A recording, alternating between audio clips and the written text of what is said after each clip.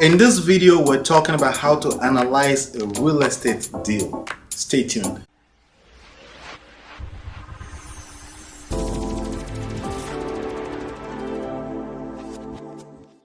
Hey my friend, this is Ola coming to you live from my myEmpirePRO studios on the road.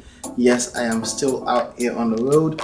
On this video, we want to answer, first of all, how do you analyze a real estate deal?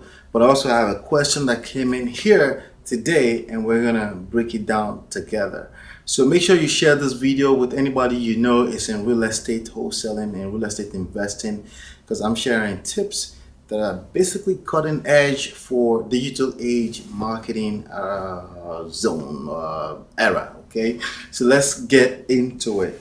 So first of all, how do you analyze a real estate wholesale deal? Make sure you put your analytical hat on all the time. And also, part of being analytical means you're aware that you're dealing with emotional human beings. Everything is not an exact science. There's a part of it that you have to feel on people, and you have to understand that a part of it is sales, and you basically have to get people to know, like, and trust you. Even if your number makes all the sense in the world, sometimes people will do business with you based on how likable you are. Does that make sense?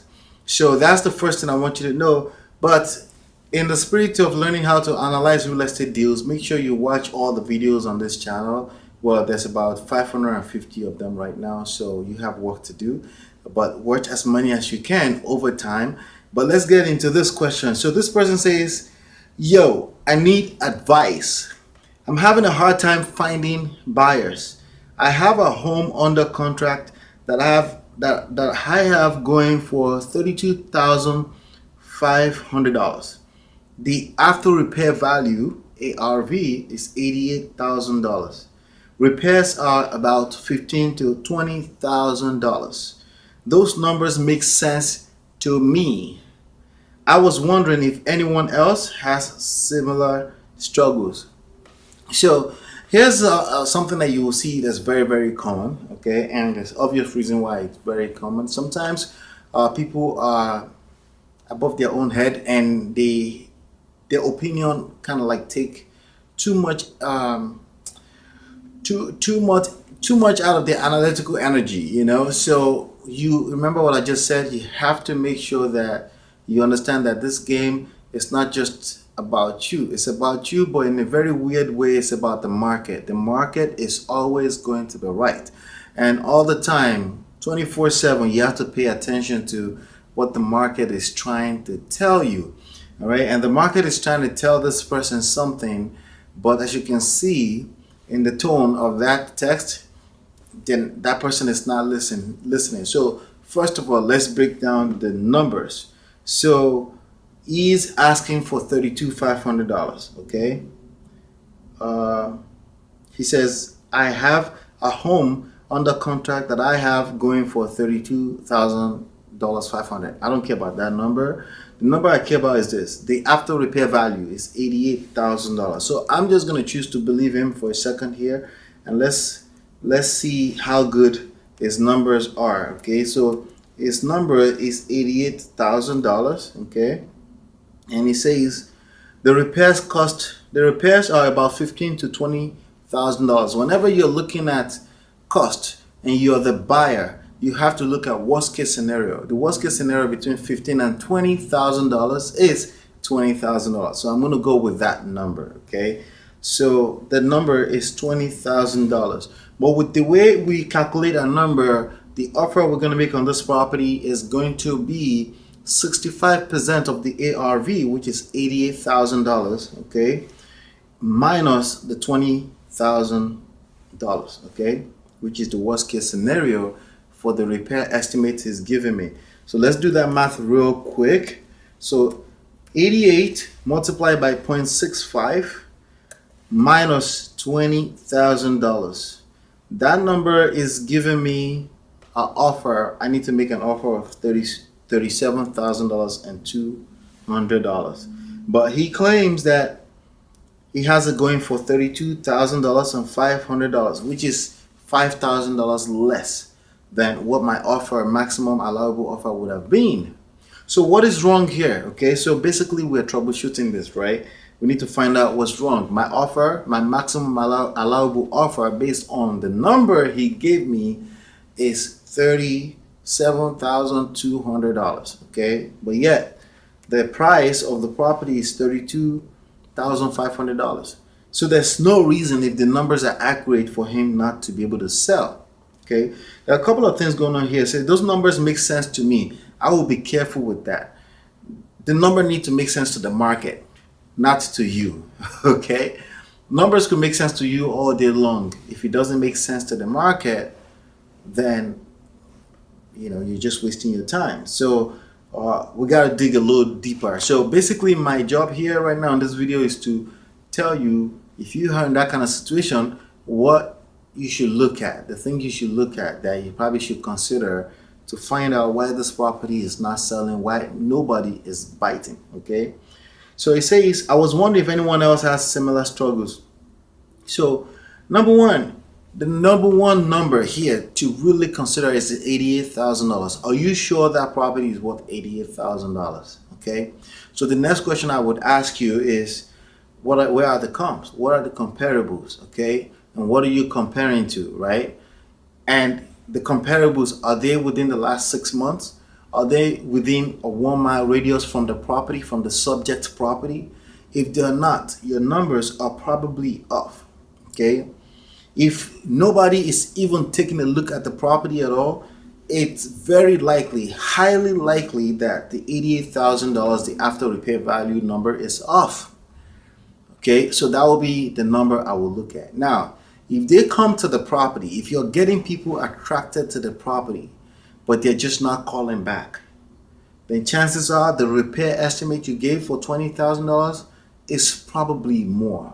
Okay, so let's dig a little bit deeper. You're asking for $32,500, right?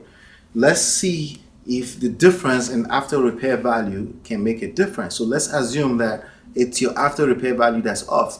People go on the internet, they go to the MLS, they look at your house, they look at Google Maps, and they say, you know what? This number is not making sense. It's more like $70,000, not $88,000. Let's change our math to $70,000. That will make my maximum allowable offer be $25,500.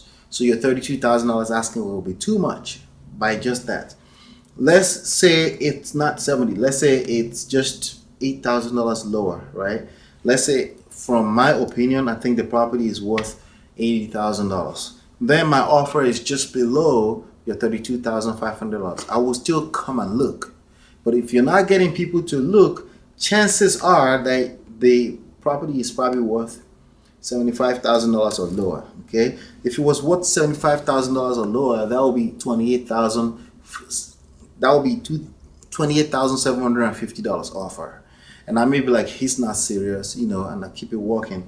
Chances are it's just the after repair are lower. So if nobody is calling and trying to see the property, your after repair value is off. Okay, you need to do a closer look at the comparables and look at it. And make sure you're talking to the right audience. You need to be a part of your local real estate association club. And if you are that and you send them an email and you post it, and people should be biting. Let's say your $88,000 is attracting people. Trust me, people have done their research. They see your number is good. But then they get to the property and they see that the property needs a lot more than $25,000. It's not very uncommon to see somebody say a property needs $20,000 when in fact the property can use $50,000 worth of work. In that case, we're going to assume that your $88,000 is good because you're attracting the attention that you need. But then they get to the property, they find out it needs $50,000 and not $20,000. That makes my maximum allowable offer to be $7,200. That may be a good reason why they're not calling back. If you are attracting people and they're just not calling back. So basically, I need a little bit more information. You need to tell me, are they actually coming to the property? That means you're advertising. Is it attracting calls? Are people calling to want to see the property? If that's the case, it's very likely that your number is accurate, your $88,000. But if they're coming, right? If they're not coming at all, if they're not calling at all, your comparables are off. and you need to listen to what the market is saying. That's if you're marketing enough, okay? If you're posting this property enough and you're making calls and you're letting people know, you go to the real estate local association, let them know you have this property, and nobody's biting, your numbers are off, okay? If somebody is biting, a few people come to see the property and they just don't come back, it's your repair estimate that's off. That property needs a lot more work than $20,000, and you need to get a proper estimate so you can price the property right, or do other exit strategies that will get you closing the deal, okay? So if that property needs just $30,000, $10,000 more than what you say, that will bring the maximum allowable offer down to $27,200. Am I making sense here? So basically, that's how to analyze a real estate deal. You want to make sure that your after repair value is on point. You want to make sure that your repair estimate is on point. And upfront, the response from the market, the response from your local association will tell you if your numbers are off or not, because the market is always right. It doesn't matter if the deal makes sense to you, it needs to make sense to the market that you're trying to sell to, because they have the dollars, and that dollar will need to come from those people. So you need to make sure that the deal makes sense to them. It doesn't have to make sense to you. So it's an exact science once the numbers are accurate, but the numbers are not always accurate, and sometimes there are no ways to tell. Sometimes the market is responding to a slower market, and you just have to feel on it and just listen to what the market has to tell you. And if you have a lot of deals coming through your pipeline, this will become a science, more of a science for you. So if you're looking for a way to generate more deals for your, and then be able to build a list of build a list of buyers and be able to attract sellers from time to time, you want to use Facebook marketing for that.